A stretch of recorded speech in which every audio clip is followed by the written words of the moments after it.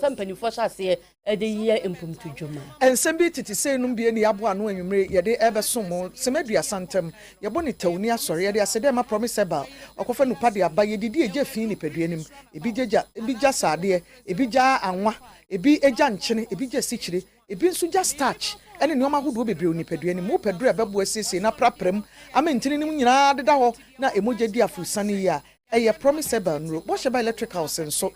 Moga for na be fie na obi e be wie ne dan edro ba bia wo de electrical wires ne nkane aye ho adwuma ntwa woni hwe ba bia e bo hyeba na sese wo ba medi de kwesi do anwene mini nua mame efia nyako papa bi afi yemfa bre ne yemfa kase ne nkire mu nto amoso ye kwabunu east mantam emu a St Francis B primary school ye wotachiman emu na abatan omoma ewo ho e de won nwa antoa e fa yen so se bi nsi so afo hwe nwomesua so Minister of Education any Ghana Education Services so headmistress or St Francis B school ano Madam Gift Kwaten and school fees be say school fees o say den yo wo dey charge wo mo akwara bie tua bi tua 250 Ghana e bi nso tua 280 Ghana wo de sika ne kwa receipt bi ama akwara nso a wanfa nko no kodu wa ne yapam no ama na ba fie ama nei abatan ne ka ho asem nka ho omo kan say fi nka ho say we go wan say I'm so okay. And the member quiet because I bring say I was like a shaman so mamra. Don't be entrance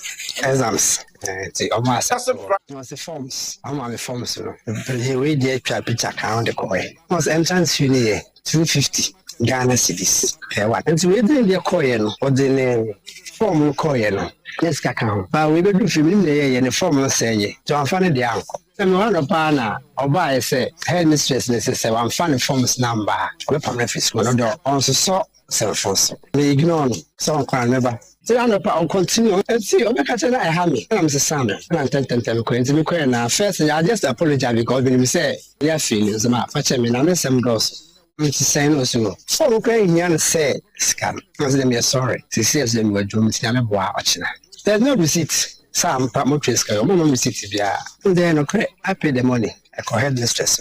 Madame Frere Apolano di Sumba, and Messiade, and I see Madame Ayinaji, and I'm a friend, Mammy, and I ain't a bonnet school home. If we son or see our Navigian, and Miss O, on a day, one shana, one map, a fan like your auntie, just for crabbing crab one. Many, Madame said, I'll sit down, and I back in a coffee school for a dimmer along. Some members sat down no more on job and Miss say, the woman class 4. No, see David. Class 4 and the most money. You want some question on a name. Name on the Thomas Adams, no crazy. As I could tell my bed 3 times no till me from my papa. Edit to a woman who say, and cool. Some say, if you will read party. As I'm got a class 3 in a day. And I won't pay me, Shiana. Maybe I walk on bad the anticipate. Na about time your parents ni bikasari na Madam Gift Kwaten ya wono ne headmistress no so di tuwa which mu said Director of Education Ora Stephen Edu Deputy Director wobuno East Mantam ni mu agitu mu se complain watibi about time ni bia be kan school management committee members ni bi sukura be kan kire no no omo ye mu hwehwe mu we don't take any action. We are going to set up a committee today. If the right thing, we receive the information, we go into the issue and make sure the right thing is done. Thank you.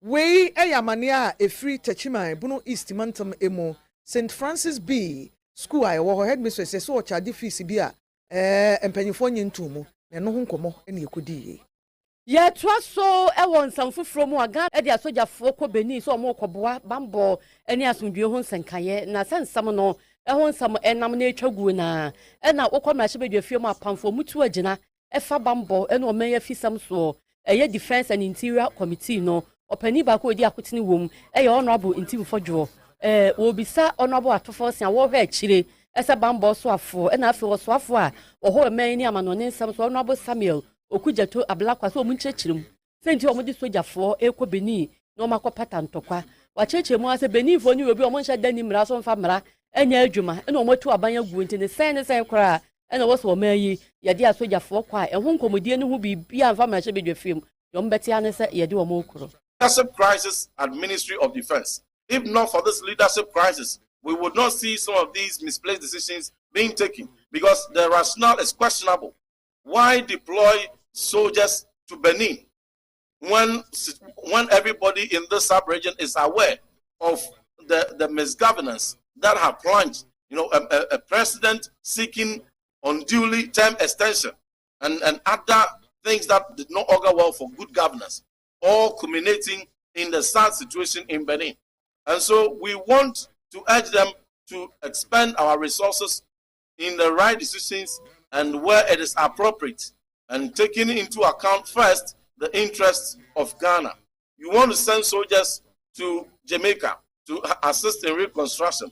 Have you sat down to determine the cost of the reconstruction, and have you provided any such details to Ghanaian public? Have you even provided that information to Parliament? No. Honorable Intim Fodro ena yete ne nka no na so hono ma wo se o mampani mampani Mahama o my Ghana no yasu dwe ne nwie peye sa o peboko ne potamu eka ho no na ma wadwen ko ho ne jankofo aman so di. So we are telling the government that they should focus their efforts where it is needed. They should focus their security efforts where it is most urgent. Look at the situation in Boko. Even after the Otunfo mediation, things are still not calmed, and we are still urgent calm in Boko. If we are still urgent calm in Boko, it's Accra High Street in front of Accra High Court. Are these places the flashpoints? If you want to show force to deter people from committing crime, we know the places. So if for the decision by the Ministry of Defense and the decision by Ministry of Interior combined to show force on innocent streets. Honorable Intim Fodro, ya we ranking member Emma Defense and Interior Committee ewo Mashibidefie. Ye to ansam ne so a ye gina Mashibidefie ho minority caucus ya wo Ghana Parliament a wona no ni ene atokwa amena marking.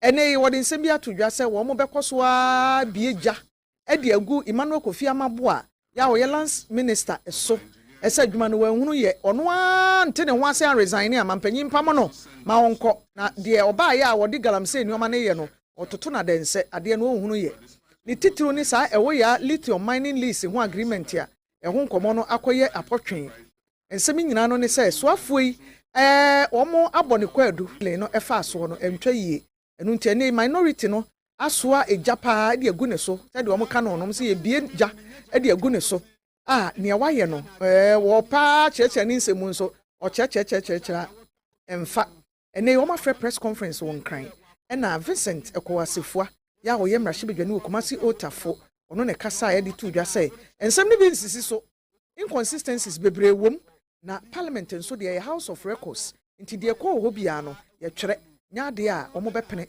se entro ena enko records emu eye asempito abi ya semwane se ye wa ha ana ban no through the Minister for Lands and Natural Resources e de bedan ye say lithium agreement a MPP aban ye de bedan mo a ye ka se ebenya 10% no omo ka che se nya de pa ye mo omo de buy no omo say 5%. In that current shape and form ye ka che omo say enya de papa emmo ye they defended on the floor of Parliament. They ka che say eya de papa. We've done all the consultations and they've done all the negotiations. In this current form, no, I idea about boy. You catch from the baby, and now I know can say a young name some. Omoan kasa action assign. Omoan kasa about the catcher say because there were lack of consultations and if you like civil society inclusion and in Africa at the end of my action assign. It is on that basis near can say. In every serious democracy, no. So what the parliament grow out of press and also resigning. You say Minister for Lands and Natural Resources, what the Ghana for now grow. And we believe that the minority, the position is the Minister for Lands and Natural Resources, also to resign, and that's all Mampani, that is the President of the Republic of Ghana, the position on influence, and that is the position of the minority.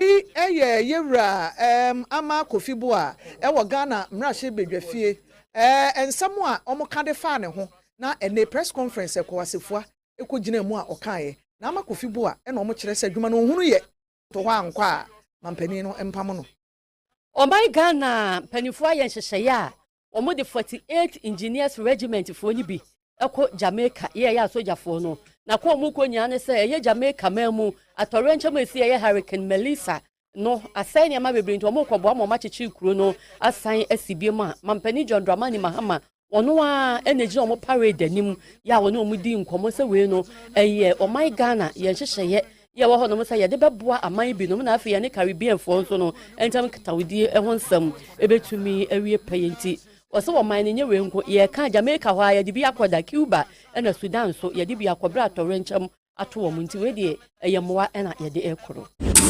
After for a solemn and proud national duty to see officers and men of the Ghana Armed Forces who have been selected to represent Ghana on a humanitarian reconstruction mission to Jamaica following the devastation caused by Hurricane Melissa. This deployment reflects Ghana's solidarity with the people of Jamaica and our shared history, values, and bonds within the African Caribbean family. After the destruction of the hurricane, Ghana dispatched humanitarian assistance to the friendly people of Jamaica and Cuba, and also to the displaced people of Sudan.